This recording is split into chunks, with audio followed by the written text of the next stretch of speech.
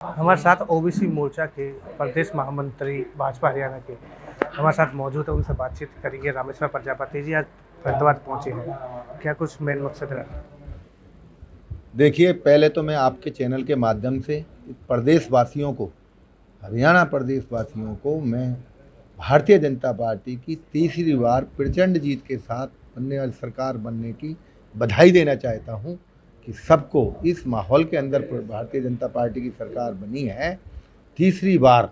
ये ऐतिहासिक जीत है, ऐतिहासिक काम हरियाणा के अंदर हुआ है, तो मैं इसके लिए जीत की बधाई देना चाहता हूं।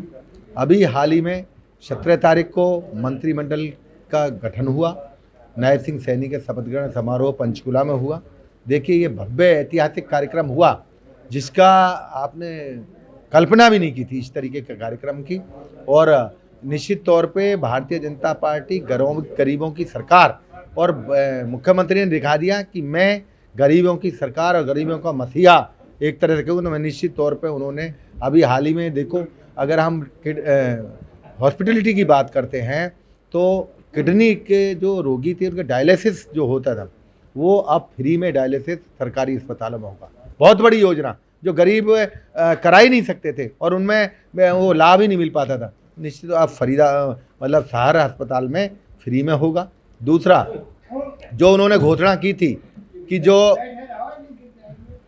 घोषणा उन्होंने की थी कि जो 24,000 बच्चे हैं, 24,000 बच्चों के लिए निश्चित तौर पे पहली कलम से जिस दिन शपथ नहीं ली उससे पहले उनका रिजल्ट आउट करवाने का काम, 24,000 बच्चों को बिना खर्ची बिना पर्ची के नौकरी देने का काम भारतीय जनता पार्टी की सरकार और हमारे नायब सिंह सैनी मुख्यमंत्री ने किया।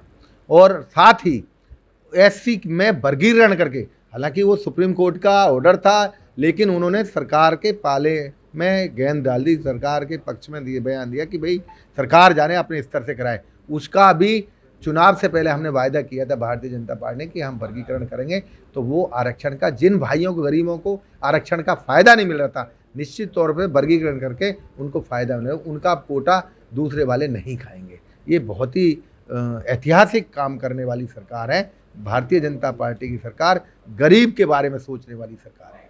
हरियाणा में विकास को लेकर कितना बदलाव अब देखने को तो मिलेगा? अब देखिए, 10 साल के खट्टर साहब के कार्यकाल के अंदर 9.5 साल माननीय मुख्यमंत्री खट्टर साहब ने लगातार जो काम किए, विकास जड़ से किया, बिना खर्ची बिना पर्ची के नौकरी दी और बिना किसी भेदभाव के विकास किया।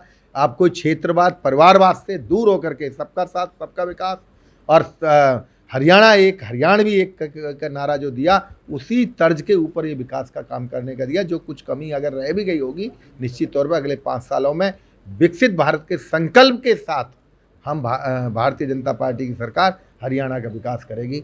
निश्चित तौर पर विकास अच्छा तेज गति पकड़ने वाला है।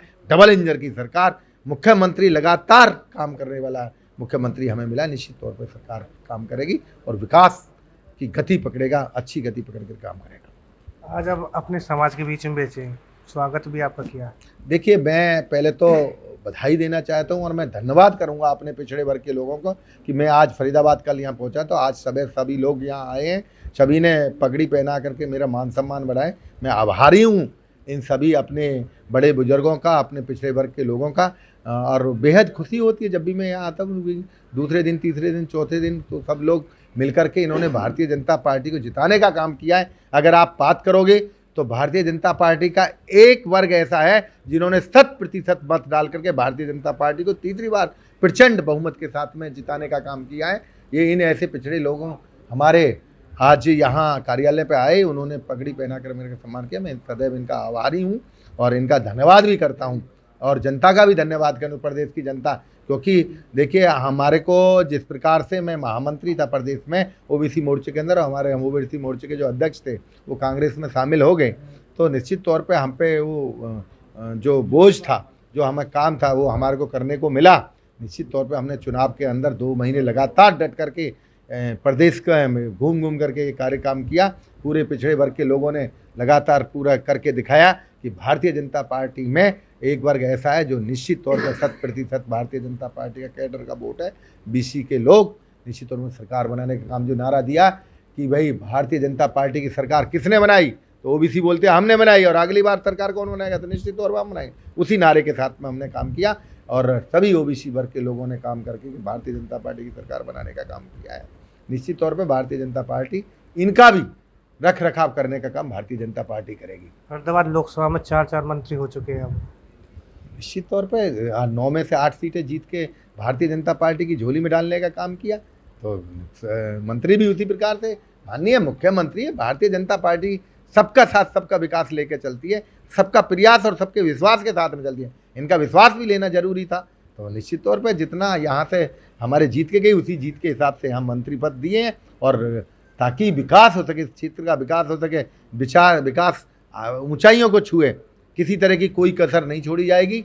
सबके कोई अगर कमी रह गई होगी उसका भी ध्यान करके भारतीय जनता पार्टी की सरकार विकास कर करके, और जो 2047 का जो हमारा नारा है, जो विकसित भारत संकल्प जो हमारा है प्रधानमंत्री की, उसी सोच के साथ में प्रदेश की सरकार भी उसी तर्ज पे काम करेगी। निश्चित और विकास होने वाला है, और हमारे जो खुशी की लहर है, और जो अंतिम छोर के व्यक्ति है, गरीबी, जो गरीब का बेटा है, जो उसको जो कमी है उसको ध्यान में रखते हुए सरकार काम कर रही है। अनेकों योजना है, जो वो डायलिसिस की हो, लाडो योजना हो, चाहे ये एससी का वर्गीकरण हो, चाहे बीसीए का बनाने का काम किया। देखो आपने जो पंचायत के चुनाव के अंदर 8% का जो रिजर्वेशन देकर एक नई प्रदेश ने एक नया चलन चलाया जो और कहीं नहीं है। तो ये निश्चित तौर पे गरीबों की सरकार गरीबों ने बनाई है। कल मैं केंद्रीय कार्यालय में था तो सभी वो लोग कह रहे भाई आपकी सरकार किसने, भाई बोले गरीबों ने बनाई है सरकार। तो ये गरीबों की सरकार। ओबीसी मोर्चा में पिछड़े वर्ग के लोगों में किस तरह का माहौल देखने को मिल रहा है? देखिए निश्चित तौर पर आपने अभी देखा ही है, सभी लोग, मैं यहाँ पहुँचा हूँ, सब लोग खुशी के साथ, और मैं यहाँ की बात नहीं कर रहा हूँ, प्रदेश की बात कर रहा हूँ। पूरे प्रदेश में आज बीसी का मुख्यमंत्री, बीसी का प्रधानमंत्री, और बीसी के यहाँ 2 मंत्री, कृष्ण पाल गुर्जर हो चाहे राजेश नागर हो, दोनों बीसी के मंत्री हैं। तो और फिर बीसी की क्या कमी है? बीसी की सरकार है, निश्चित तौर पे हमारी सरकार। ये और बीसी की ना कह करके, ये सबकी सरकार है। नायब से मुख्यमंत्री बीसी का नहीं, सबका है। वो बनिए का भी है, बामन का भी है, सभी का भी है, जाटों का भी, ब्राह्मण, सबका। 36 बिरादरी का नेता है हमारा मुख्यमंत्री। निश्चित तौर पर सभी के साथ, सभी के विकास के साथ में काम होगा। बहुत बेहद खुशी का माहौल है। जिस प्रकार से 24,000 बिना खर्ची पर्ची के नौकरी लगी है, लोग बात देखने को बनता है। जिस माँ के, जिस गरीब के बेटा को नौकरी लगी है, उस गरीब के घर में जाकर देखिए किस तरह का माहौल आज बना हुआ है। पहले शपथ ग्रहण के बाद में गए हैं, पहले उसको रिजल्ट जारी करने का काम किया है और सरकार ने काम किया है सबका साथ। बिल्कुल, साफ तौर पर पिछड़े वर्ग के जो लोग हैं काफ़ी खुशी का माहौल है, ये रामेश्वर प्रजापति साफ तौर पर कहते हुए दिखाई दे रहे। Jitendra Beniwal, living India news, Faridabad.